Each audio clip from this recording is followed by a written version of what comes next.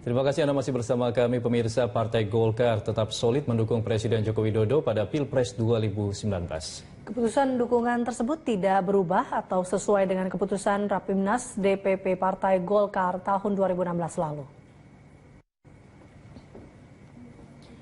Sekjen Partai Golkar Idrus Marham mengatakan seluruh DPP dan DPD Golkar tetap mematuhi keputusan Rapimnas tahun 2016 untuk mengusung Presiden Jokowi pada Pilpres 2019.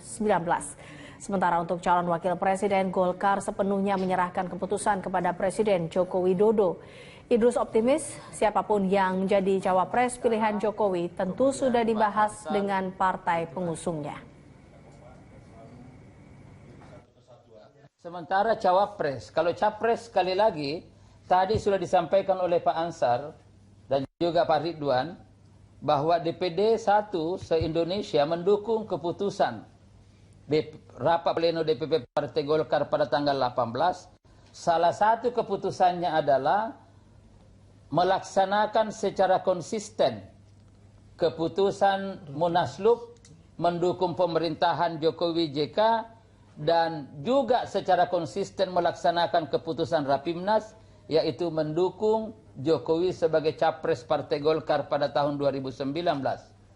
Sementara siapa cawapresnya, aspirasi yang berkembang di dalam Rapimnas juga itu adalah menyerahkan kepada calon presiden, dan kami punya keyakinan Partai Golkar bahwa pasti calon presiden yang diusung itu akan melakukan koordinasi dengan Partai Golkar.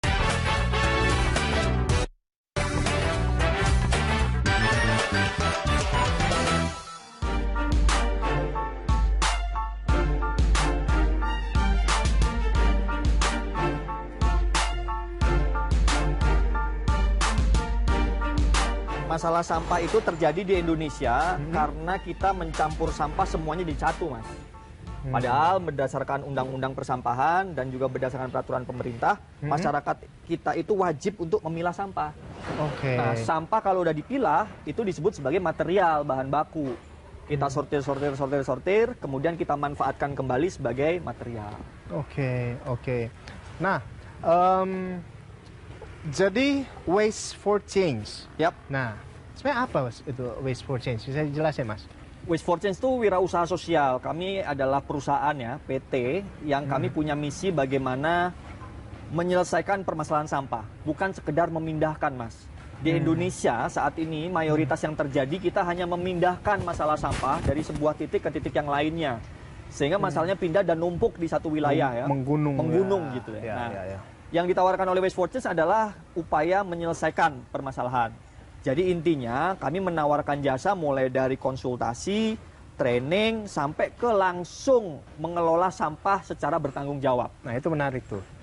Sejauh ini sudah berapa perusahaan atau rumah yang sudah mengizinkan sampah yang dikelola di sini, Mas? Kami memulai 2 tahun ini dan kami masih pilot dan terus menyempurnakan sistemnya. Kita itu punya klien 2.000 rumah, Mas.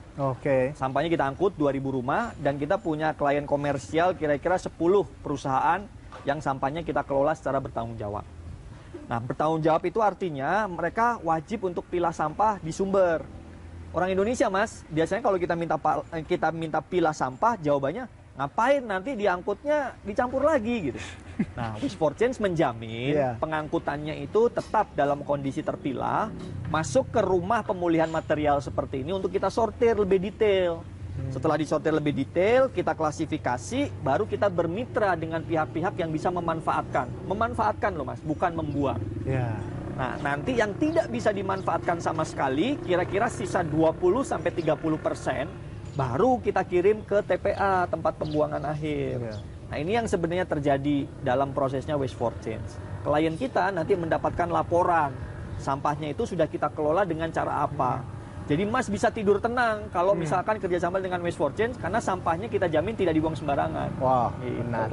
Berarti ini sudah berapa nih dibangun atau baru ini? Ini kita baru bangun satu titik ini, namun kami ada rencana di tengah Jakarta juga akan ada satu tempat seperti ini, pemulihan material, bekerja sama dengan pemerintah DKI Jakarta.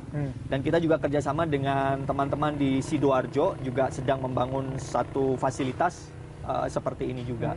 Jadi ini kita memang baru di tahun kedua dan sedang mau berkembang.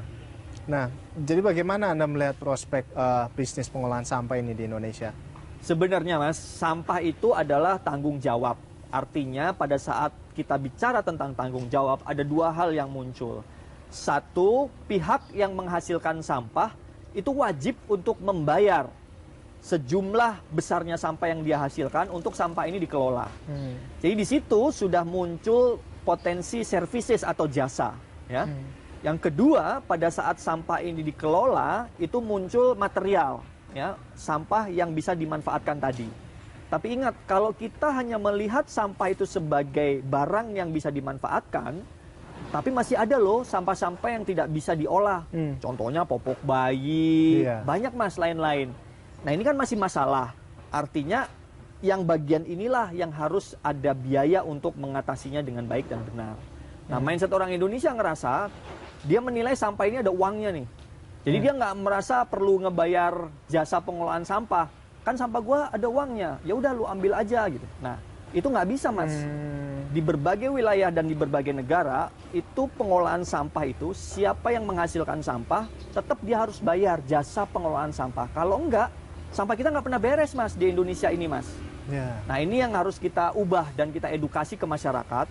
Kalau kamu nggak mau bayar, jangan nyampah. Olah sendiri sampahmu di rumah, beli tempat jawab lah ya dengan sampah sendiri. Betul. Ya. Tapi kalau ada sampah yang dikeluarkan dari rumah kamu, itu harus bertanggung jawab. Kira-kira itu konsepnya Mas. Indonesia itu 175.000 ton sampah per hari Mas. Jadi bicara tentang prospek pastinya besar sekali. Oke. Nah jadi saya dengar juga Anda selain bisnis pengolahan sampah seperti ini sekarang sudah, bukan sekarang, beberapa waktu terakhir memang sudah sering jadi pembicara juga untuk mengedukasi masyarakat di mana aja Mas? Seperti banyak apa? Mas, kami punya program namanya AKBIS, Akademi Bijak Sampah. Setelah kita riset dan kita cek, ternyata masyarakat Indonesia itu tidak tahu ujung sampahnya berakhir kemana. Nah, jadi kami bikin program AKBIS ini untuk mengajak masyarakat jalan-jalan ngikutin sampahnya sampai ke TPA, Mas. Nah, di TPA itu semua bisa sensing, bisa merasa. Dia melihat masalah sampah sebesar apa, yang dekat sini kan iya ya? Mas, baunya, rasanya, dan segala macam, supaya dia lebih punya empati. Bahwasanya milah sampah itu sangat penting. Nah, kemudian kita edukasi, kita training cara yang baik seperti apa. Nah, kita punya program seperti itu. Kita punya juga program yang kita datang ke lokasi seperti ke sekolah-sekolah, kita juga ada.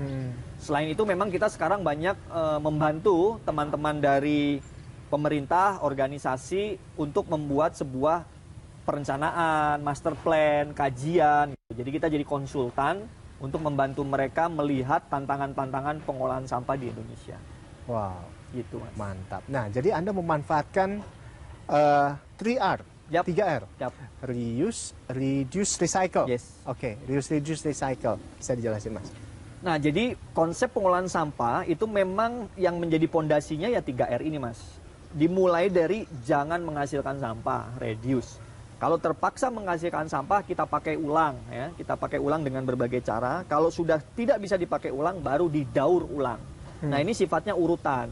Nah, Indonesia sudah lama dan sering mengkampanyekan dan mengedukasi tentang 3R. Dari dulu, Mas. Kurangi, pakai ulang, daur ulang, 3R, segala macamnya. Menurut kami perlu dilengkapi dengan membangun aturan main 3R dan infrastrukturnya.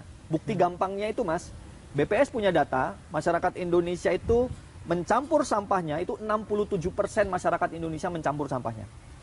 13% mereka memilah, tapi kemudian dicampur lagi karena infrastrukturnya nggak nyambung. Hanya 11% yang memilah sampah dan dimanfaatkan. Nah, bukti bahwasanya kita tidak menerapkan 3R sungguh-sungguh sebagai sebuah sistem negara, itu kita yang tadi, data BPS tadi. Harusnya kalau 3R dibangun, wajib masyarakat Indonesia itu pilah sampah, Mas. Itu kewajiban, ada di undang-undang, ada di peraturan pemerintah. Kalau petugas pengelola sampah seperti kami menemukan sampah tidak dipilah, kami punya hak untuk tidak mengangkut sampahnya. Harusnya seperti itu. Sekarang di Indonesia tidak, Mas. Kami yang dimarahin. Woi, kamu sudah saya bayar. Mau itu dipilah atau tidak, tolong diangkut. Nah, ini kebalik jadi, Mas. Kita mengelola sampah di sekitar 2.000 rumah itu, Dengan 2 tahun kami edukasi, kami dampingi, kami beri infrastruktur. 40% yang disiplin memilah sampah, Mas. 60% sisanya cuek. Sisanya tidak mengikuti. Nah, disinilah sebenarnya kita butuh peran yang namanya sistem dan aturan main yang jelas. Jadi semuanya jadi tersambung satu sama lain. Kira-kira seperti itu. Oke, baik. Seru banget ya pemirsa ya. Kita masih akan ngobrol banyak lagi bersama Mas Sano. Untuk itu tetaplah di People and Inspiration. Kami segera kembali.